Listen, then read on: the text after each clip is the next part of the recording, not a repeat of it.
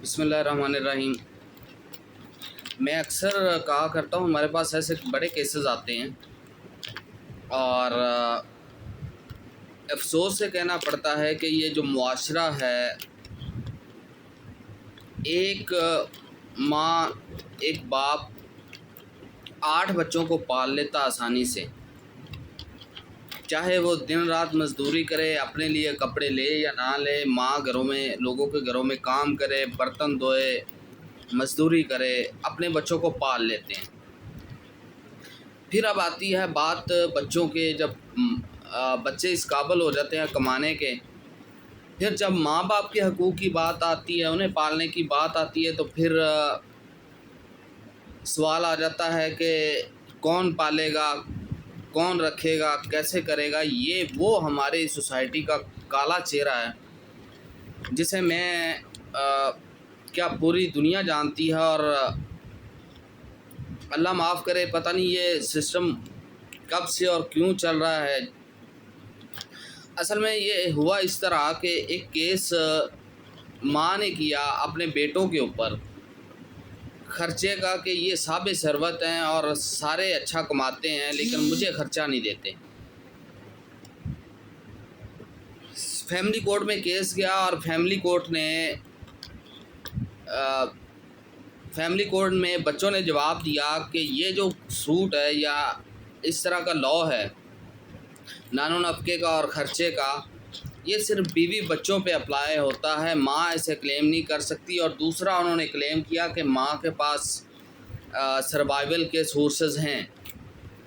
But family court के अंदर family court ने उनकी ये प्ली ख़त्म की और साथ ही 20,000 इंटरम ख़र्चा लगा दिया कि 14 तारीख तक आपने, हर महीने की 14 तारीख तक, जब तक ये केस फारग नहीं होता, डिसाइड नहीं होता, आपने 20,000 अपनी माँ को जमा करवाना है। 4 बेटे हैं, साबित सरवत कमा रहे हैं, उस पे भी इन्हें दर्द हो रहा है। 5-5 हज़ार महीना अपनी माँ को देने पे दर्द हो रहा है। इमेजिन द पिक्चर कि ये सोसाइटी, जिस माँ ने उन्हें पैदा किया, पाला पोसा और बड़े मामला एक औरत के जो होते हैं, वो हम लोग बीइंग अ लॉयर, हमारे पास केसेस ऐसे आते हैं जिनमें माँओं की ज़िंदगी स्टेक पे होती है और किस तरह वो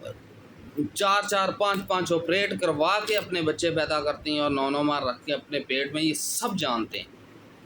इसके बावजूद 4 बेटे होने के बावजूद माँ को फैमिली कोर्ट में आना पड़ा कि मुझे ख़र्चा नहीं दे रहे।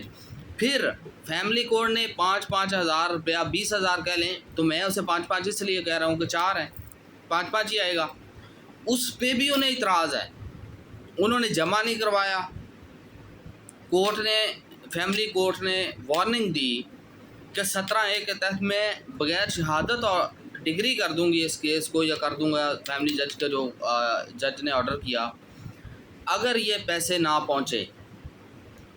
पहुँचे, इमेजिन कर रहे हैं, पैसे नहीं पहुँचे 20,000, कोर्ट ने एज़ पर वार्निंग 17A के तहत डिग्री कर दिया, इंटरम खर्चा। सेशन कोर्ट के पास बेटों के देखें, माँ को नहीं पैसे दिए, वकील को दे दिए, अपना खर्चा करके आके, जब ज़ाहिर बात आते ही होंगे ना केस में, वकील को दे दिए, सारा कुछ कर लिया, अपील कर दी सेशन कोर्ट में, डिस्ट्रिक्ट कोर्ट में, वो वहाँ से अपील भी खारिज होगी, वो जज, ज़ाहिर बात है। फिर ये माशाल्लाह सोचें, एक हाई कोर्ट के अंदर रेट की जो फ़ी है, मिनिमम भी रखे ना, जो अगर मैं अपनी बात करूं तो मैं 80,000 लेता मिनिमम, सिर्फ रेट की, फैमिली रेट की बात कर रहा हूँ, ठीक है। ऊपर नीचे जो भी होता है वो एक मामले में, एक मिनिमम कर रहा हूँ बात, जो अक्सर चलता है, जो हमारे यहाँ चलता है। वो भी इन्होंने वकील को दी होगी हाई कोर्ट में रेट करने की। 20,000 माँ को नहीं दिया, 1,00,000 1.5 लाख इन अपीलों पे लगा लिया। ये वो बेटे हैं, ठीक है। अब मुझे नहीं पता कि इस सिनेरियो में बेटियां कहाँ खड़ी हुई हैं, वो इसमें थी या नहीं थी, वो इस पे वाले केस में डिटेल नहीं थी। हाई कोर्ट में जब केस लगा तो हाई कोर्ट ने एक चीज़ डिटर्मिन की, ये जो फैमिली लॉ है ये ओवरऑल फैमिली को डील करता है। इसके लिए कोई बाप बच्चों की, बेबी की और बाकी किसी की स्पेसिफिक नहीं है, ये फैमिली को डील करता है। उसमें माँ भी आ सकती है, उसमें बाप भी आ सकता है, माँ क्लेम कर सकती है। फिर उन्होंने डीएफ मुल्ला की मोहम्मदन लॉ का जो पैरा नंबर 371 है उसका रेफरेंस दिया कि फैमिली में कौन कौन इंक्लूडेड है, कि माँ उसको क्लेम कर सकती है। बस उन्होंने एक चीज़ से डिफ़र किया कि ये जो है ना खर्चे का दावा जिसमें 17A हुआ है, ये नहीं होना चाहिए क्योंकि वो स्पेसिफिकली वो डील करता उससे। तो कोर्ट ने ऑर्डर किया कि ये जो पैसे हैं वो तो इन्हें देने पड़ेंगे माँ को, अलबत्ता इनकी शहादत रिकॉर्ड की जाए, ठीक है, दोनों पार्टियों को शहादत देने की इजाज़त दी जाए और उसके सुन के फैसला किया जाए। हाई कोर्ट ने रिमांड कर दिया केस को। अब वहाँ फैसला होगा कि पैसे आने हैं नहीं आने। वहाँ बेटे माशाल्लाह साबित करेंगे कि माँ हकदार नहीं है।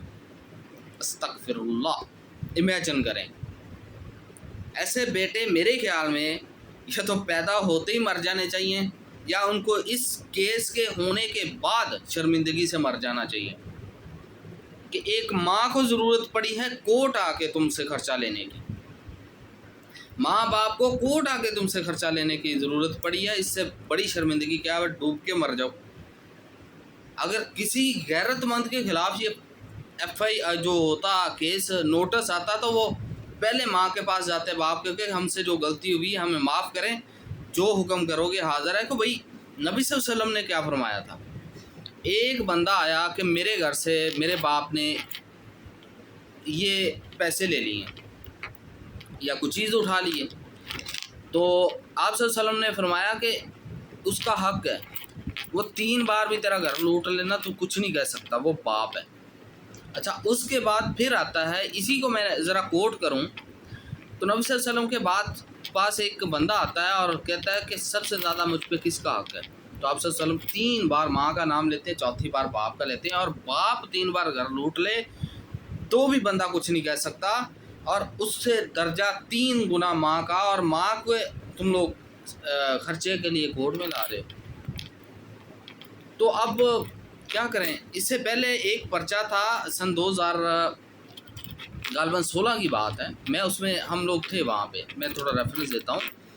बेटों ने बाप माँ पे चोरी का पर्चा करवाया हुआ था कि हमारे घर से इन्होंने, तो वो होता है, हमें पता है किस तरह होता कि हमारे जेवर चोरी किए फलां फलां। वो पर्चा हमने खैर मॉडल टाउन से ही जो कोर्स थी वहाँ से डिस्चार्ज करवाया था।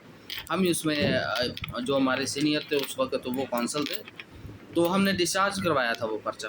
ये तो हालात चल रहे हैं, तो अल्लाह है इन्हें हिदायत दे। माँ बाप से तो बढ़ के मेरे ख्याल में तो इस दुनिया में तो कोई भी नहीं है, चाहे जैसे भी हों। तो माँ को अगर खर्चे के लिए अदालत आना पड़ता तो इससे बड़ी कोई शर्मिंदगी की बात नहीं। अल्लाह सबको हिदायत दे, माँ बाप का ख्याल रखें। ऊंच नीच होती है, जो भी होता है, लेकिन आप ख्याल रखें, अपनी जन्नत को ज़ाया ना करें। अल्लाह।